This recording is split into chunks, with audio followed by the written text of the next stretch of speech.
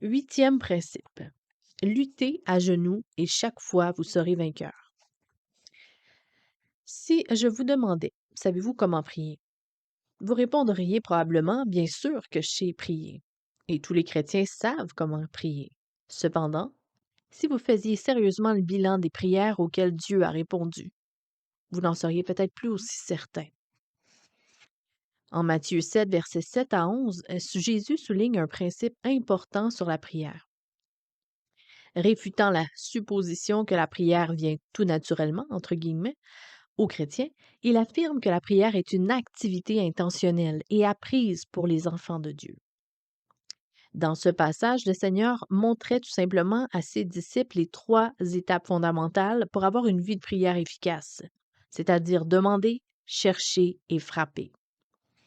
Malheureusement, des chrétiens bien intentionnés peuvent rater des occasions et des bénédictions fantastiques pour avoir adopté un rôle tout à fait passif dans leur vie de prière. Trop souvent, ils négligent les étapes chercher et frapper. Après avoir demandé quelque chose une fois ou deux à Dieu, ils se croisent les bras et n'y pensent plus. Par exemple, quand une élève du secondaire commence à élaborer des plans pour le collège, qu'arriverait-il s'il s'asseyait simplement sur le canapé et disait Seigneur, montre-moi exactement quel collège tu veux que je fréquente? À première vue, cette requête semble la meilleure façon de procéder, mais que se passerait-il si ce jeune ne se levait jamais du canapé? Au lieu de discuter avec d'autres élèves, de visiter des campus, de commander des brochures, de visiter les sites Internet de différents établissements et de rencontrer des conseillers en orientation, le jeune restait assis à attendre une réponse du Seigneur, et probablement serait-il toujours assis à attendre quand les classes commenceraient l'automne suivant. Et que penser de quelqu'un qui désire sérieusement mieux comprendre l'Écriture, mais qui dépose sa Bible sur la table et prie Seigneur, montre-moi les vérités de la Bible. Je veux désespérément comprendre ta parole. Cette personne peut prier continuellement, mais la seule manière pour elle de comprendre la parole en profondeur ne consiste pas seulement à demander, mais aussi à chercher en puisant dans la Bible. Mais cela n'est pas suffisant. Elle doit aussi s'arrêter à certains passages de l'Écriture qui traitent de points difficiles pour que Dieu les lui révèle pleinement. Et qu'en est-il des questions des combats spirituels? Comment un chrétien devrait-il prier quand il est attaqué? Des platitudes qui se résument à deux petites phrases fonctionneront-elles à ce moment? Si vous espérez un jour vaincre votre ennemi spirituel et vous avez un ennemi très réel, vous devez commencer par la prière. Apprendre à prier selon la Bible. Quand vous priez, croyez-vous que Dieu vous répondra ou vous sentez-vous indigne de son attention? Vos prières sont-elles précises ou générales? Votre vie de prière est-elle une réaction fortuite à des besoins et à des désirs ou une nourriture pour la vie du Seigneur, Jésus-Christ en vous? Un des passages bibliques les plus simples, mais les plus profonds sur la prière se trouve dans le Sermon sur la montagne. Il est écrit en Matthieu 7, versets 7 et 11. Demandez et l'on vous donnera. Cherchez et vous trouverez. Frappez et l'on vous ouvrira. Car quiconque nous demande reçoit, et celui qui cherche trouve, et l'on ouvre à celui qui frappe. Lequel de vous donnera une pierre à son fils s'il lui demande du pain? Ou s'il demande un poisson, lui donnerait-il un serpent? Si donc, méchant comme vous l'êtes, vous savez donner de bonnes choses à vos enfants, à combien plus forte raison votre Père qui est dans les cieux donnera-t-il de bonnes choses à ceux qui les lui demandent? Amen. Prier ne consiste pas seulement à demander et à recevoir, mais aussi à rendre grâce, à adorer et louer le Seigneur Dieu. La prière comporte deux responsabilités, la responsabilité de Dieu et la nôtre. L'une ne va pas sans l'autre. La prière est à la fois divine et humaine. Remarquez la gradation des mots dans la progression de ce passage. Demander, chercher, frapper. De toute évidence, Jésus voulait que nous participions activement au processus de la prière. Prier n'est pas un sport pour spectateurs. Chaque requête, chaque désir de notre cœur et chaque besoin devrait débuter par la prière. Nous demandons à Dieu sa permission en cherchant à connaître sa volonté. Puisque Jésus-Christ est entré dans notre vie et qu'il est devenu notre vie, nous avons le privilège et l'autorité de nous présenter devant lui et de lui soumettre nos requêtes. Vous pouvez aller lire dans Éphésiens 3, versets 11 et 12 et Hébreux 4, verset 16. Dieu est toujours en train de répondre à nos prières. C'est le but principal de son enseignement en Matthieu 7, versets 7 à 11. Quelqu'un pourrait demander, cela signifie-t-il que n'importe qui et tout le monde peut demander, chercher, frapper et trouver? Non, parce que le sermon sur la montagne s'adresse aux disciples de Christ. Il parle de ses propres enfants. Un élément essentiel dans la prière est néanmoins négligé par la plupart des chrétiens, c'est-à-dire la persévérance. Nous ne voyons peut-être rien se produire, mais un temps d'attente entre notre demande et la réponse de Dieu ne veut pas dire qu'il refuse d'exaucer nos prières. En Luc 18, versets 1 à 18, Jésus raconte une parabole sur une veuve persévérante qui importunait tellement un juge qu'il lui a finalement donné ce qu'elle voulait. Christ a utilisé cet exemple pour enseigner à ses disciples comment ils devaient prier sans relâche. Pourquoi Jésus a-t-il tant souligné l'importance de la persévérance dans la prière? Parce qu'il reporte souvent à plus tard la réponse à nos requêtes, même si elles correspondent à sa volonté. Mais pourquoi Dieu tarde-t-il? Premièrement, s'il discerne en nous une attitude de rébellion, d'amertume ou de rancune, ou s'il observe certaines habitudes malsaines dans notre style de vie. Dieu remet à plus tard la réponse à nos prières. Il peut l'avoir déjà préparée et s'apprêter à nous la communiquer, mais il ne peut le faire et ne le fera pas, tant que notre condition spirituelle fait en sorte que nous ne sommes pas en mesure de la recevoir. Deuxièmement, Dieu tarde l'exaucement de notre prière pour éprouver notre sincérité, afin de développer en nous la persévérance. Si nous sommes vraiment sérieux, nous ne demanderons pas qu'une seule fois, pour ensuite abandonner si notre quête n'est pas exaucée pour un moment précis. C'est pourquoi Dieu nous encourage à prier, à continuer à prier, à demander, à chercher et à frapper. Persévérez et n'abandonnez pas. Patientez et tenez bon, même si vous ne constatez aucun progrès dans l'exaucement de votre prière, de la manière dont vous espérez que Dieu vous réponde.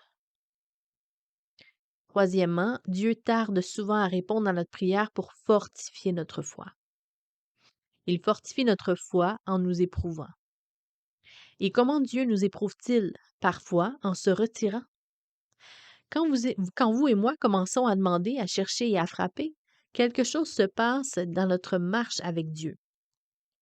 En lui parlant, nous affermissons et nourrissons notre relation avec lui. Nous apprenons à le connaître, lui et sa façon d'agir. Vous rendez-vous compte qu'une fois que vous êtes devenu un de ses enfants, ce que Dieu désire vous donner par-dessus tout, c'est lui-même. Il veut que vous le connaissiez. Quatrièmement, Dieu tarde à exaucer nos prières pour développer notre patience.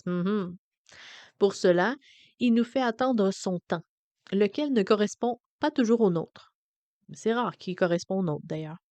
Il est de loin, plus intéressé à ce que nous le connaissions qu'à nous donner tout ce que notre cœur désire.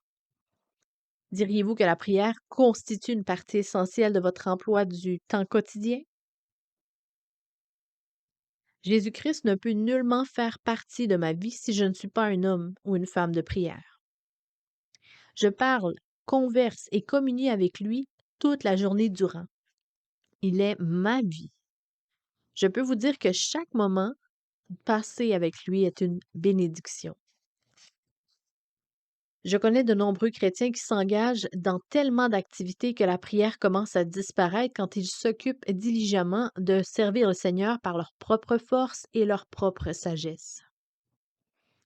Une des raisons principales pour lesquelles nous ne prions pas, c'est que c'est que nous sommes occupés par tant de choses futiles que nous n'avons pas le temps pour celles vraiment importantes. Pourquoi faisons-nous cela? Je suis convaincue que c'est une question de déni ou de fuite. Nous n'acceptons pas que Dieu prenne son scalpel et nous ouvre jusqu'au plus profond de notre être et traite les choses que nous n'avons jamais vaincues. Savez-vous que l'un des plus gros filons d'or jamais découverts en Amérique a été trouvé à 1 mètre seulement de l'endroit où les autres mineurs avaient cessé de creuser? Les chrétiens vivent souvent la même situation. Jusqu'au-delà de l'endroit où ils veulent abandonner se trouve la meilleure bénédiction de Dieu.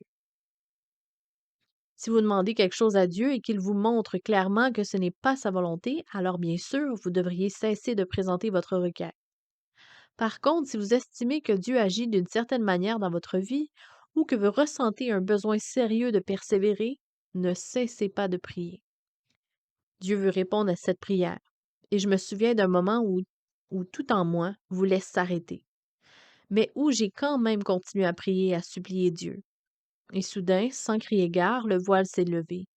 Et la réponse était là, sous mes yeux. Si j'avais cessé de prier le jour précédent, j'aurais pris une mauvaise décision et je me serais privée de ce que Dieu voulait me donner. Nulle part dans la Bible il n'est écrit que la prière est facile. Elle implique une lutte et à certains moments, l'ennemi vous attaquera pendant que vous êtes à genoux, en vous harcelant avec des doutes et en vous envoyant des pensées pour vous distraire. Une des armes les plus efficaces de l'ennemi, c'est de vous faire sentir indigne devant Dieu. Je ne parle pas de la vraie humilité, mais d'un sentiment malsain de faible estime de soi. L'Écriture démolit cette crainte en proclamant vigoureusement que vous et moi avons la liberté en Christ de nous approcher du trône de Dieu dans la prière. En allant vers le Seigneur, ne soyez pas craintifs ou mal à l'aise, mais prosternez-vous devant lui et réjouissez-vous. Exclamez-vous, Seigneur Jésus, je loue ton nom parce que tu es ma vie. Je te remercie de pouvoir que je peux venir vers toi en toute confiance, parce que tu m'as dit de demander, de chercher et de frapper. Seigneur, je me présente devant toi en tant que ton enfant, certain que tu m'écoutes, que tu écoutes ce que j'ai à dire, que tu dirigeras ma vie et que tu répondras à ma prière. Je te loue et j'accepte d'avance ta réponse et gloire à Dieu. Amen.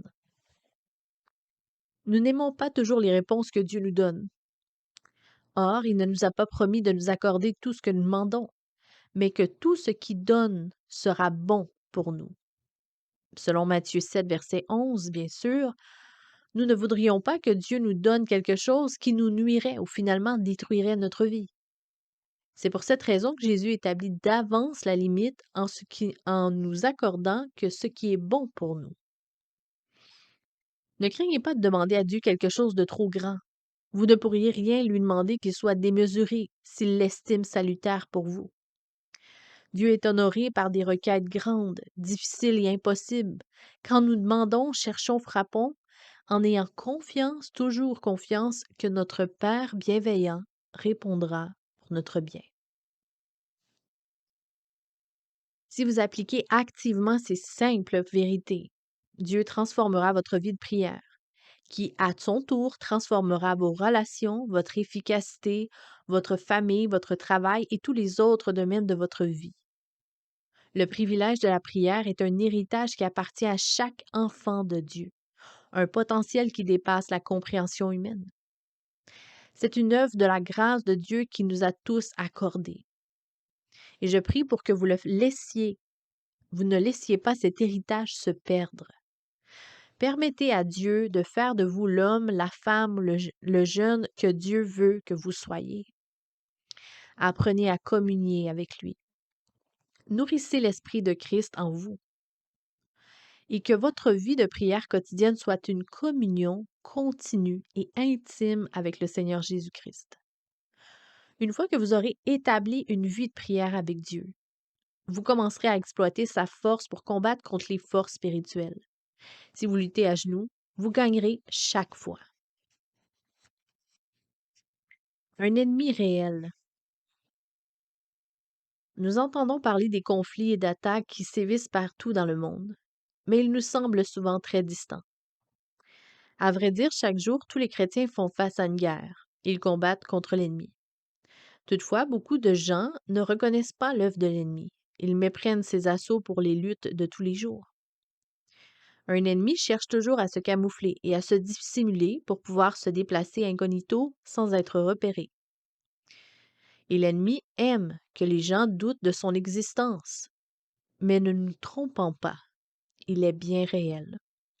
Jésus a clairement reconnu la réalité du diable qu'il a tenté dans le désert, en Matthieu 4, verset 1. Nous savons de plus que Paul croyait au récit scripturaire de la tentation de Satan dans le jardin d'Éden, en Genèse 3, parce qu'en 2 Corinthiens 11, verset 3, il fait référence au serpent qui a trompé Ève. L'ennemi est un menteur. Il essaie de nous convaincre qu'il n'existe pas. Il veut que nous croyions que toutes les religions s'équivalent et que tout le monde ira au ciel d'une façon ou d'une autre. Il suggère que tout est bon, mais c'est un mensonge. Notre ennemi nous approche à dessein. Il fait d'abord appel à nos pensées. Nous n'agissons pas immédiatement après avoir été tentés. La spirale descendante commence par nos pensées, et notre corps ne fait que suivre la direction qu'elles prennent. Nous lisons en 2 Corinthiens 10, verset 5, « Nous renversons les raisonnements de toute hauteur qui s'élèvent contre la connaissance de Dieu, et nous amenons toute pensée captive à l'obéissance de Christ. » Nous devons délibérément maîtriser nos pensées parce que l'esprit est le champ de bataille où l'ennemi nous affronte. Si nous voulons gagner contre l'ennemi, nous devons amener nos pensées captives sous la seigneurie de Jésus-Christ. L'ennemi est un ennemi redoutable. Nous réussissons peut-être à maîtriser certaines de nos pensées, mais par nous-mêmes, nous ne pouvons pas lui résister. Laissés à nous-mêmes, nous pécherons en disant « c'est acceptable ». Tout le monde le fait. Cela ne s'applique pas à notre culture. Cela ne s'applique pas à notre culture. La Bible est désuète. C'est vieux, c'est poussiéreux. Un tel raisonnement découle du fait que nous avons laissé l'ennemi accéder à nos pensées et nous devons donc les protéger activement contre ces tromperies. La bataille pour notre salut a été gagnée à la croix et le diable sait qu'il est un ennemi vaincu, destiné à l'enfer pour l'éternité. Puisqu'il ne peut prendre un seul enfant de Dieu avec lui, il essaie plutôt de détruire leur témoignage. Toutefois, quand nous reconnaissons la tromperie de l'ennemi et que nous dépendons de la force de Jésus-Christ pour le résister, nous pouvons être assurés de la victoire. La force de résister. Vous êtes-vous déjà trouvé dans des situations si écrasantes que vous demandiez comment vous pourriez tenir bon sous leur poids? Nous éprouvons tous parfois un sentiment de faiblesse. Bien que personne n'aime ce genre d'expérience, les périodes d'impuissance et de vulnérabilité ne sont pas nécessairement négatives. Si notre faiblesse découle de l'apitoiement sur soi, du désespoir ou du péché, elle est alors nuisible. Mais si elle nous pousse à dépendre de Dieu, elle est salutaire. Et souvent, la crainte et le découragement résultent d'une attaque de l'ennemi, un assaut délibéré et résolu du diable qui vise à nuire à notre esprit, à notre âme et à notre corps. Satan n'est pas omnipotent, mais il est néanmoins un adversaire très puissant. Cependant, Dieu ne nous laisse pas nous défendre seuls. Il veut que nous soyons entièrement assurés de sa capacité surnaturelle de nous aider. C'est pourquoi Paul a écrit dans Éphésiens 6, verset 10, « de nous fortifier dans le Seigneur par sa force toute puissante. » Quand nous avons accepté Jésus comme notre Sauveur, le Saint-Esprit est venu demeurer en nous.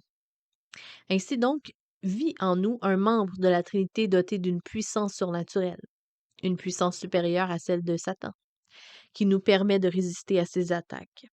La même puissance divine qui a créé les cieux et la terre, calmé la mer et ressuscité les morts est accessible en chaque croyant par le Seigneur Jésus-Christ et est absolument essentielle lors d'attaques spirituelles.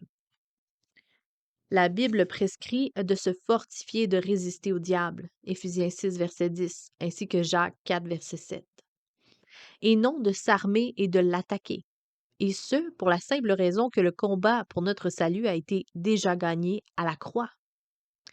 Une fois que nous devenons les enfants de Dieu, nous sommes éternellement en sécurité, et Satan ne peut s'approprier notre âme ni notre vie éternelle, mais il cherche à contrecarrer le plan du Seigneur pour nous. Et il peut causer d'énormes dommages.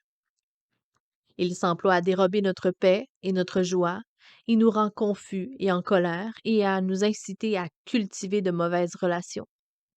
Il fera tout pour nous escroquer les bénédictions promises par le Seigneur. Et plus nous tenterons de vivre sainement devant Dieu, et plus les attaques de Satan s'intensifieront. Ce qu'il veut, c'est détruire notre témoignage et nous rendre le plus inefficace possible. Diriez-vous que vous menez une vie sainte et que vous obéissez à Dieu?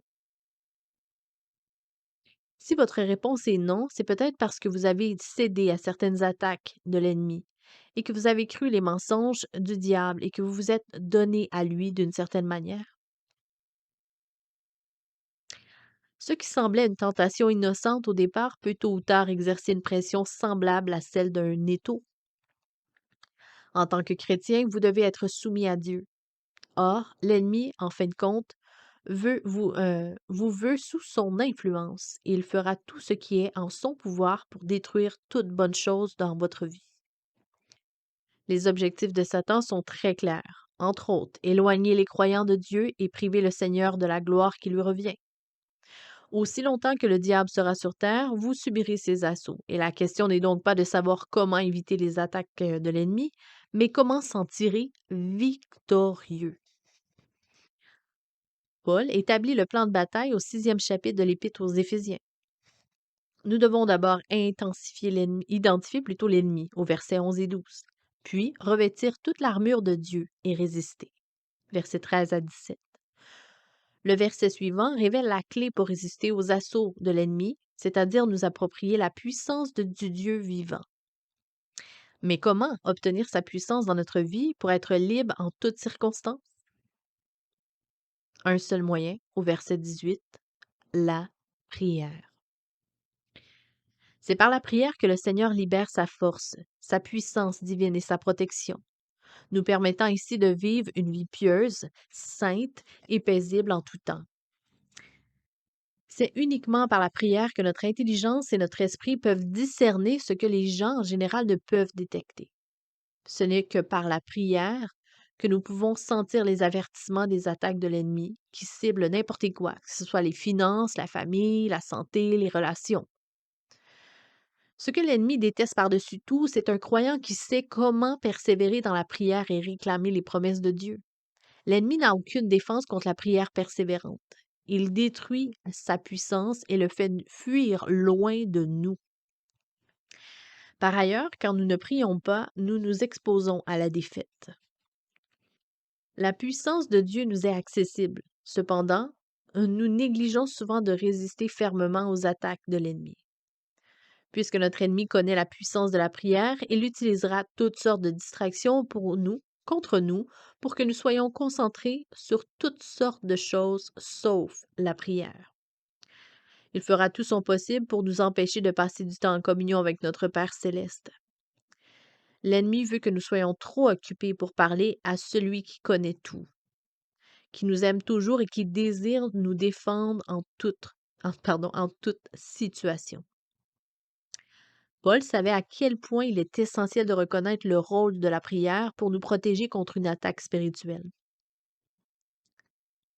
Notre Père céleste voit toute la zone de combat dans laquelle vous et moi vivons chaque jour. Il connaît notre position dans le champ de bataille et la nature de nos faiblesses. Il sait également ce que l'ennemi fait dans notre vie. Chaque piège astucieux, la cible exacte de ses attaques et qu'il utilisera pour nous attaquer. Si vous ne priez pas et si vous ne suppliez pas Dieu pour sa direction divine et si vous ne revêtez pas chaque jour son armure par la foi, l'ennemi réussira. Et probablement vous frappera-t-il là où vous ne vous y attendez pas parce que c'est sa stratégie de guerre. On ne peut trop exagérer l'importance de la prière. Votre compréhension de l'Écriture sera directement proportionnelle à vos prières. De même que la sainteté et la justice de votre vie seront directement liées à vos prières. Votre productivité et votre utilité au Dieu Tout-Puissant seront également proportionnelles à votre communication avec le Père.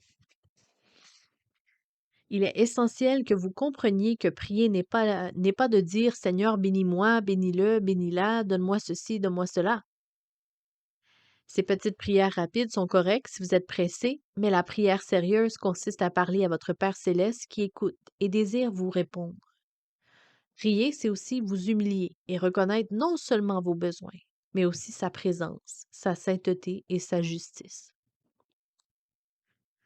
La source de votre force est le Dieu vivant, et sa puissance est canalisée dans votre vie, surtout en l'écoutant et en lui parlant. Comprenant exactement ce qu'il faut pour libérer l'étonnante puissance de Dieu.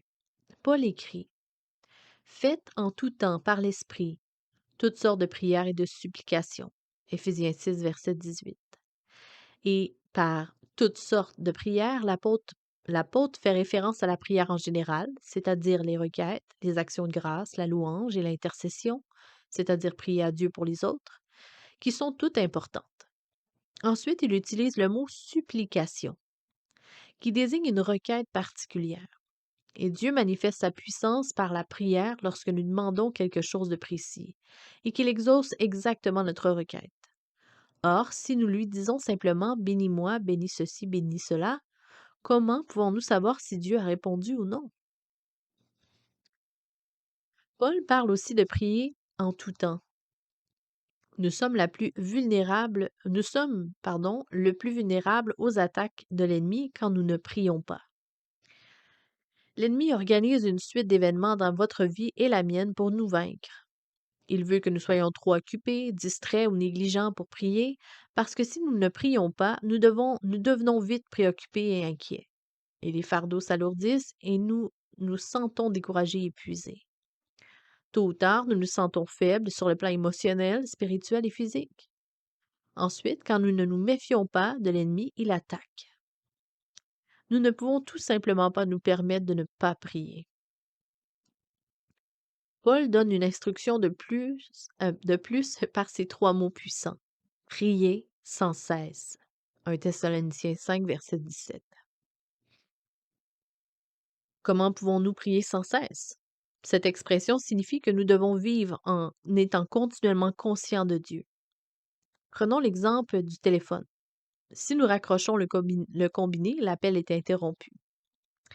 Prier sans cesse veut dire que nous ne raccrochons pas et que nous demeurons constamment en communication avec Dieu. C'est ainsi qu'il veut que nous vivions. Or, si je rencontre quelqu'un pour qui j'ai prié et qu'une bénédiction lui a été accordée, je dirai merci Seigneur de ce que tu as fait pour lui. Si je suis témoin de quelque chose de mauvais, je dirai mon Dieu, je te fais confiance pour intervenir dans cette situation. À vrai dire, nous devrions pouvoir parler au Père en tout temps. Prier sans cesse signifie vivre en communion avec Dieu en étant constamment conscient de sa présence. La seule façon d'être assez fort pour résister aux pièges et aux contrefaçons de l'ennemi, c'est d'entretenir une relation constante avec Dieu. Il parle toujours à notre cœur et nous lui parlons toujours en retour. Vous et moi ne pouvons pas faire preuve de discernement à moins de prier comme nous le devons. Alors, quand vous conduisez sur l'autoroute, à quoi pensez-vous? Pourquoi ne parlez-vous pas à Dieu? Aussi, quand vous lavez la vaisselle et nettoyez la maison, à quoi pensez-vous? Vous pouvez parler au Père. Parlez-lui de tout. L'ennemi veut que vous pensiez qu'il y a des moments où vous n'avez pas besoin de Dieu, puisqu'il déteste que vous soyez à genoux et vous gardera trop occupé pour prier. Votre vie de prière est-elle pitoyable ou puissante? Hmm. Personne d'autre que vous ne peut revêtir votre armure spirituelle. Et si vous voulez ce que Dieu a de mieux pour vous, mettez-vous à genoux. La puissance divine et surnaturelle est à votre portée si vous invoquez Dieu et la réclamez par la foi. Vos prières libèrent sa puissance dans votre vie et vous permettent de résister à tous les assauts de l'ennemi. L'armure de Dieu. Irritation, frustration, sentiment d'incompétence, moments de doute et de crainte, d'où proviennent ces émotions? Viennent-elles de nous? Nous les imposons-nous? Ou existe-t-il une autre force qui agit contre nous? Quelqu'un qui, s'il le pouvait, détruirait notre paix et contribuerait à justifier nos craintes? Nous aurions tort de donner crédit à l'ennemi pour tout ce qui va mal dans notre vie. Et bien sûr, la dernière chose que nous devons faire, en tant que croyants est de fixer constamment nos yeux spirituels sur l'ennemi et ses tactiques. Tout à fait. Jésus, Josaphat, Néhémie, Esther et Daniel avaient une chose en commun. Ils ont refusé de s'arrêter sur l'intervention de l'ennemi dans leur vie. Ayant tous été confrontés à des situations impossibles, ils sont néanmoins tournés vers Dieu qui, par la suite, les a délivrés. Même si nous avons un ennemi réel qui cherche à nous détruire, nous ne sommes pas sans défense. Nous possédons la force que Christ lui-même nous a donnée pour vaincre notre adversaire. Notre espoir réside dans le fait que Christ a vaincu les œuvres les plus viles et ténébreuses de l'ennemi qui ait pu concevoir. Par sa mort et sa résurrection, Christ a brisé la puissance du péché et mis un terme à la mort éternelle. Amen. L'ennemi peut nous tenter, nous inciter à pécher, mais nous pouvons dire non à ses séductions. 1 Corinthiens 10, verset 13. Nous ne sommes pas des pions qu'il peut manipuler à sa guise. Nous appartenons au Fils de Dieu. Nous sommes ses enfants et il est notre Sauveur éternel. Jésus a remporté la victoire et devant le trône de grâce de Dieu, il proclame le nom de tous ceux qui croient en lui. Rien ne peut nous séparer de son amour éternel. Romains 8, versets 38 et 39. Par ailleurs, considérons la mise en garde que l'apôtre Pierre a écrit en 1 Pierre 5, versets 8 et 9. Votre adversaire, le diable, rôde comme un lion rugissant, cherchant qui il dévorera. Résistez-lui avec une foi ferme. Vous vous demandez peut-être si Jésus-Christ a remporté la victoire, pourquoi luttons-nous encore? Parce que nous vivons selon le programme de Dieu. Il connaît le moment exact de la défaite finale de l'ennemi. La victoire présente nous appartient chaque jour si nous demeurons ancrés en Jésus-Christ. Toutefois, nous devons réclamer cette victoire et apprendre à marcher dans l'Esprit comme Christ l'a fait lorsqu'il vivait sur la terre. Une des principales raisons de la venue de Jésus parmi les hommes a été de s'identifier personnellement à nous, nos besoins, nos douleurs, nos joies et même nos échecs. Même si Christ n'a jamais subi la défaite, il a su ce que voulait dire être séparé du Père. Sur la croix, durant un bref moment, il a été séparé de Dieu lorsqu'il a porté nos péchés. Mais la mort n'a pu le retenir en effaçant le péché de l'humanité par son sang expiatoire. Jésus a amorcé la défaite finale de l'ennemi. Quand nous réalisons que Dieu comprend ce que nous vivons et qu'il est prêt à nous donner la force dont nous avons besoin, alors lui faire confiance, même pour les petits détails de notre vie, devient naturel.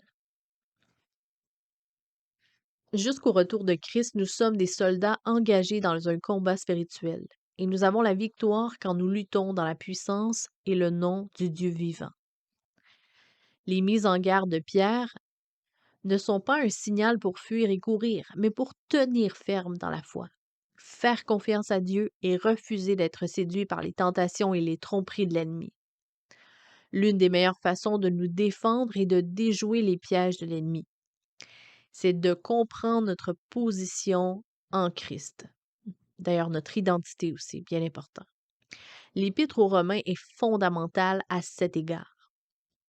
L'apôtre Paul a décrit « Car tous ceux qui sont conduits par l'Esprit de Dieu sont fils de Dieu. » Et vous n'avez point reçu un esprit de servitude pour être encore dans la crainte, mais vous avez reçu un esprit d'adoption par lequel nous crions « Abba, Père ». L'Esprit lui-même rend témoignage à notre esprit que nous sommes enfants de Dieu. Or, si nous sommes enfants, nous sommes aussi héritiers, héritiers de Dieu et co-héritiers de Christ. Romains 8, versets 14 à 17. Satan est un ennemi qu'il faut respecter et comprendre. Au lieu de se soumettre à Dieu et à son omnipotence, l'ennemi s'est rebellé et a emmené un tiers des anges du ciel avec lui. Toutefois, la victoire de Christ sur l'ennemi est totale et complète.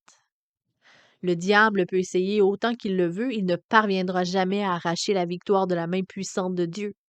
Si vous vivez pour le Seigneur Jésus-Christ, il vous donnera la force d'accomplir la volonté de Dieu pour que vous trouviez la bénédiction et la sécurité.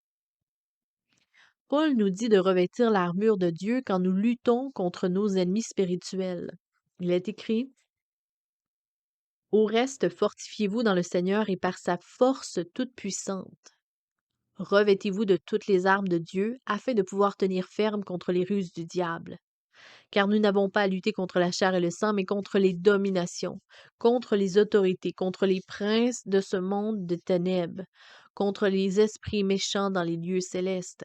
C'est pourquoi prenez toutes les armes de Dieu afin de pouvoir résister dans le mauvais jour et tenir ferme après avoir tout surmonté.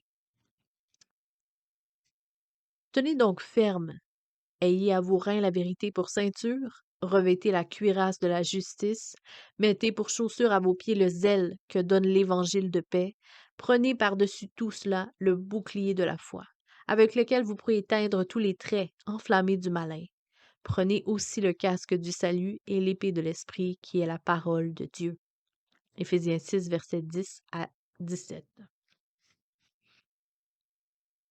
Même si parfois, et surtout en notre siècle présent, il semble que nous vivions au milieu d'un terrible combat physique, le vrai combat se livre contre les puissances des ténèbres spirituelles.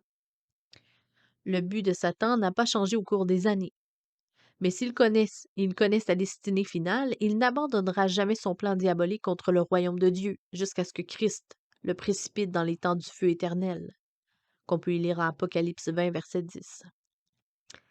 À l'heure actuelle, sa seule façon de nuire au royaume de Dieu consiste à inciter les enfants bien-aimés de Dieu à céder au péché, en détériorant ainsi leur communion avec le Seigneur.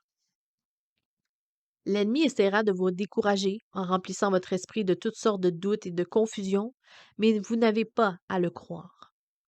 Le message de l'Évangile de Christ vous est donné comme une autorité sûre, et la parole de Dieu fournit tout ce que vous avez besoin de connaître sur l'ennemi.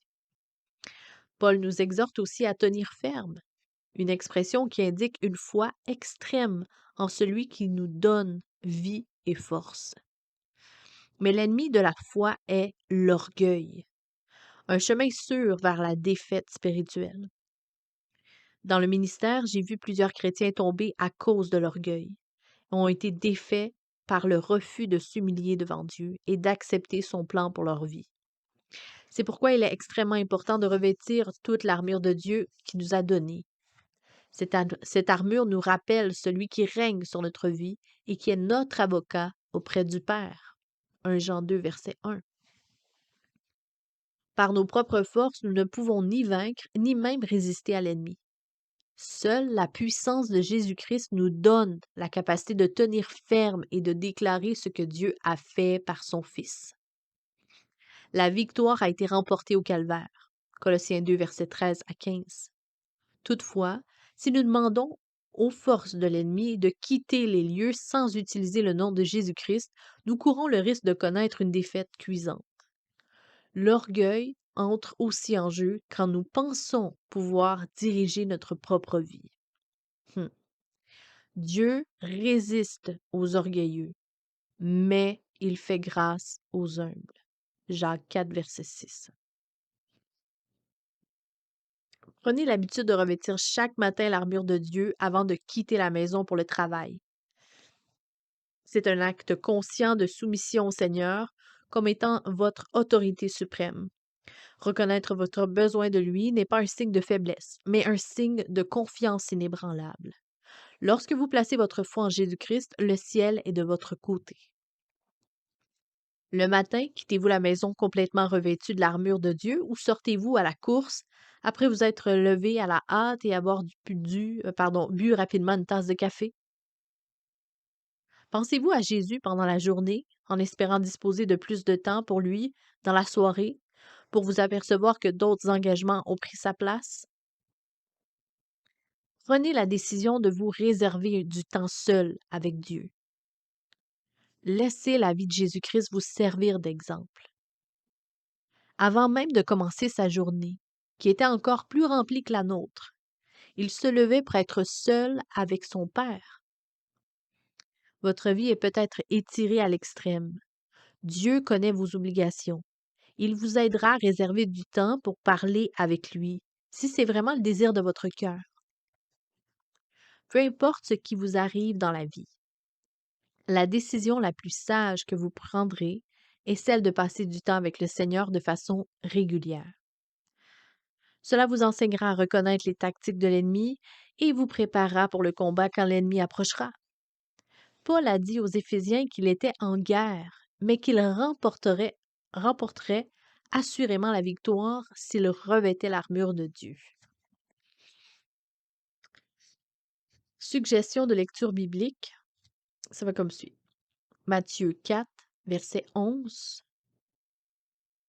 Matthieu 7, verset 7 à 11, Éphésiens 3, verset 11 et 12, Éphésiens 12, verset 6,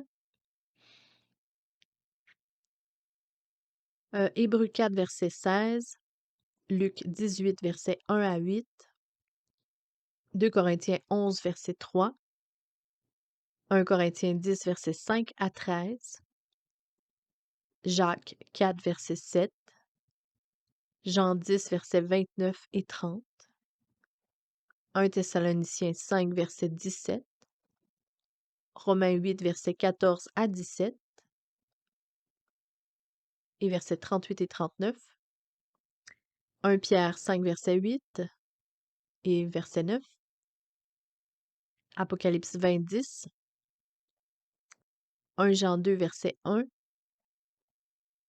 Colossiens 2, verset 13 à 15, ainsi que Jacques 4, verset 6. Pour conclure ce chapitre, une prière que vous pouvez mettre à votre façon, elle va comme suit.